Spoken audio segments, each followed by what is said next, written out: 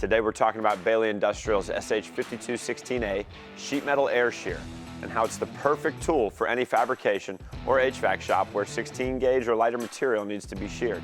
This SH5216A air shear has a capacity of 16 gauge mild steel and will cut all the way up to 52-inch wide sheet metal.